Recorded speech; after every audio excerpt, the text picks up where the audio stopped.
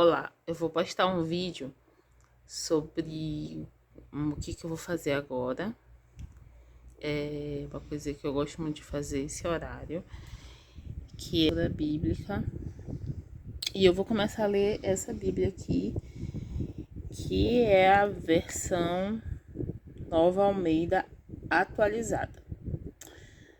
Eu gosto de sempre frisar muito sobre isso, porque existem várias outras versões, existe a versão contemporânea, que é a nova linguagem de hoje, existem algumas outras versões que são mais contemporâneas, mas existem três, né, versões básicas, que são as mais tradicionais, que é do Almeida. E quem foi esse Almeida? Na verdade, é José Ferreira, Anis Almeida, que foi a primeira pessoa que fez a tradução da Bíblia para o português.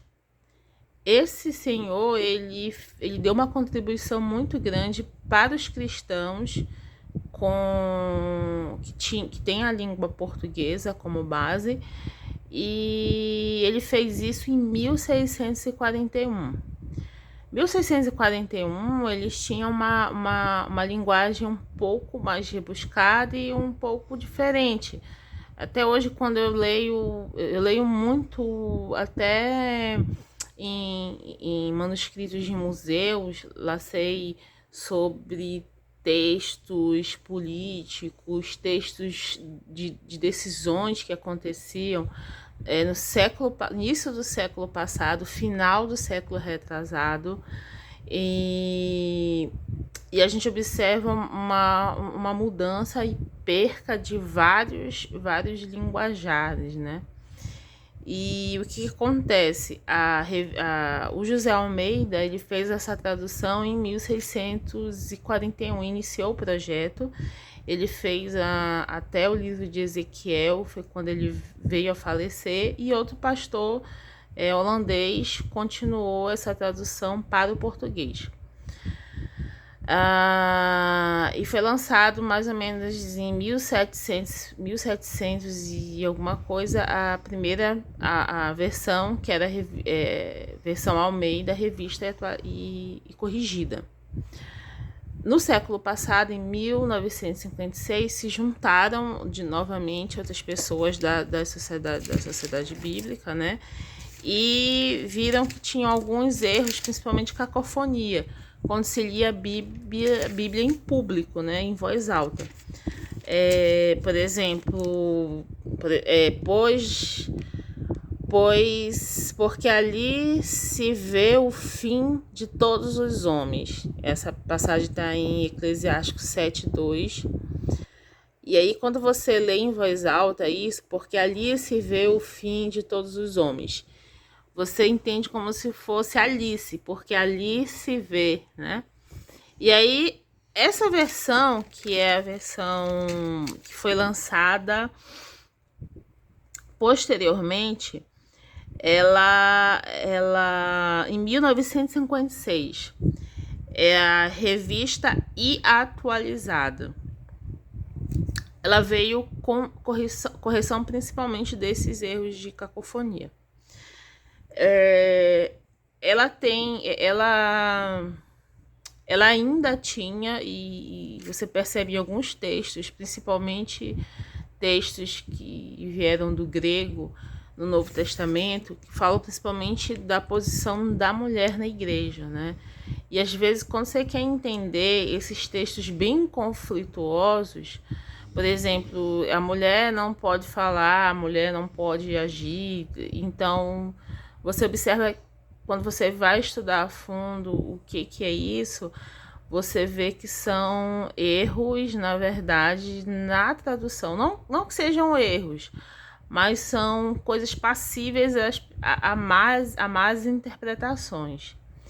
E por isso que se tem algumas bíblias novas estudadas no grego, em aramaico, assim, na linguagem, naquela linguagem realmente que ela foi escrita, para que se entenda o significado real daquela palavra dentro daquele contexto. A Bíblia, na verdade, você tem que seguir uma hermenêutica dos fatos que aconteceram, porque ela é completamente atual.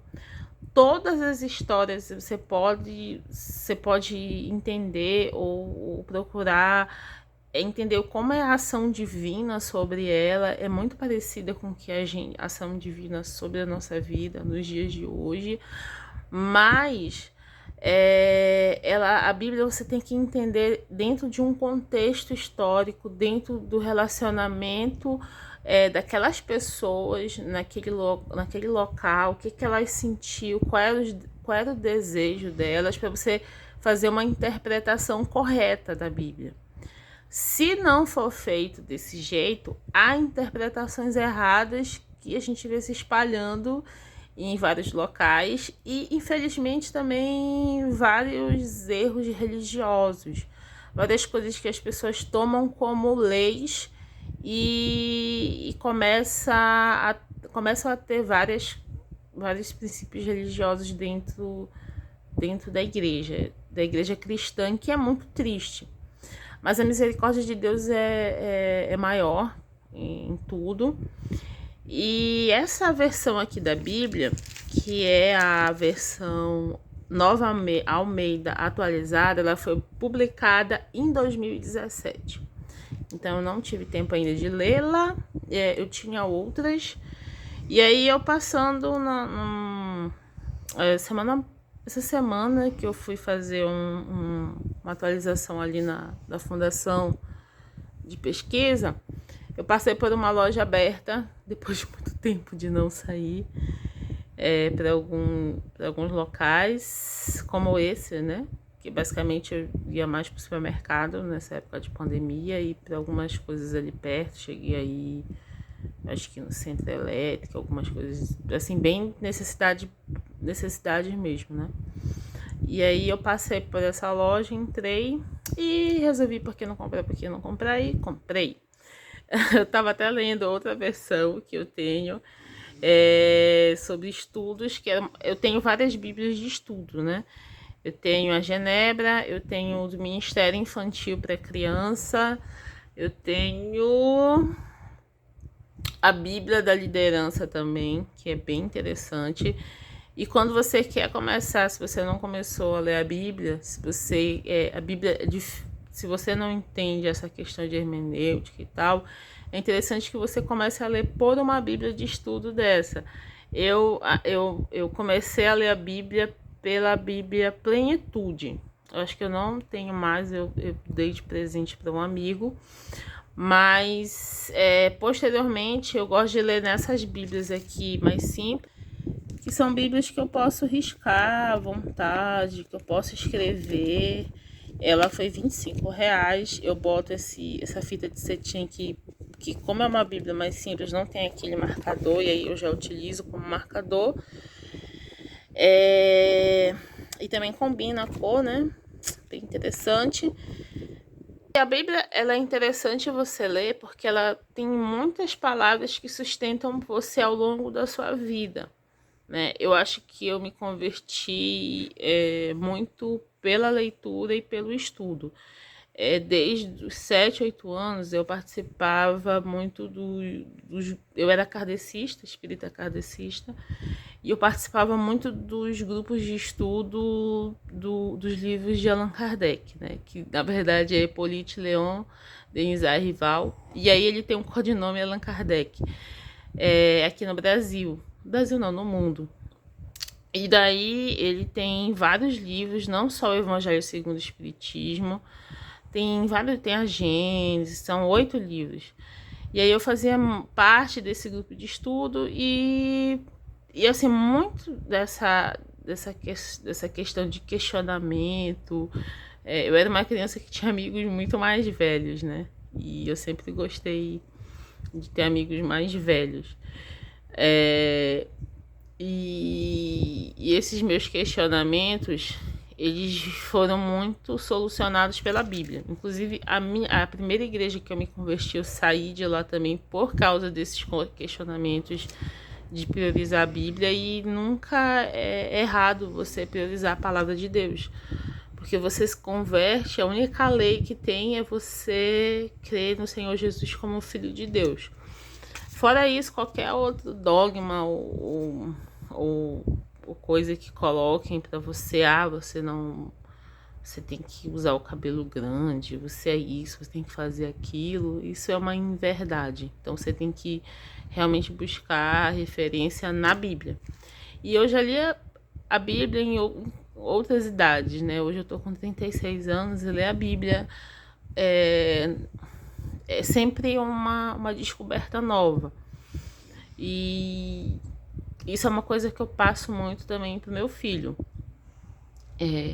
Desde muito pequeno, meu filho sempre também lia muito a Bíblia para ele todas as noites, é uma coisa sagrada nós dois. Quando ele era bebê, que ele não entendia, eu lia muitos versículos de salmos, provérbios, coisas mais simples. E quando ele passou a entender, eu contava muito dentro do contexto, lógico, uma historinha para ele. Hoje ele tá com 11 anos e, por exemplo, esse livro aqui, ó, eu comprei também para ele desse dia que eu comprei essa bibliazinha, e ele entende assim, o poder das promessas da Bíblia também. Isso aí é uma coisa que eu posso falar. Outra, esse aqui é, por exemplo, ele fala de algo bem simples da vida, bem prático, fé. Esse que ele leu muito, ele escolheu 2 para ler, que foi a paciência e o medo. E aí a paciência, a gente teve altas conversas, foi bem interessante, que coisas de discussão que eu não queria que ele fizesse, e eu pedi a Deus paciência. Teve até uma coisa engraçada e doeu muito no meu coração, né? Que ele tava dizendo para mim que pediu para Deus paciência para ser um pro play, que é um jogador profissional, esses jogos, né? Online, mas ele não entendia porque eu chamei ele de viciado. E aí aquilo foi tipo assim, uma faca no meu coração. Pedir perdão, pedir desculpa para ele. E aí nós nos atualizamos em horários, em entender também, porque essa geração de hoje, ela vem com oportunidades e com coisas que a gente não tinha na nossa época. Então é muito de conversar. E isso nos liga e nos faz também conversarmos mais sobre nossos anseios, nossas tristezas, nossas faltas, nossos desejos, e nos alinharmos nós dois como mãe e filho. E eu acho maravilhoso. É isso, e eu vou... Depois eu posso fazer outro vídeo contando o que eu encontrei nessa Bíblia de diferente das outras versões, que realmente podem ou não. Eu realmente tô querendo ver certas passagens que eu sei que tem essas incompreensões dentro da igreja, e ver se ela tem realmente uma mudança. E é isso.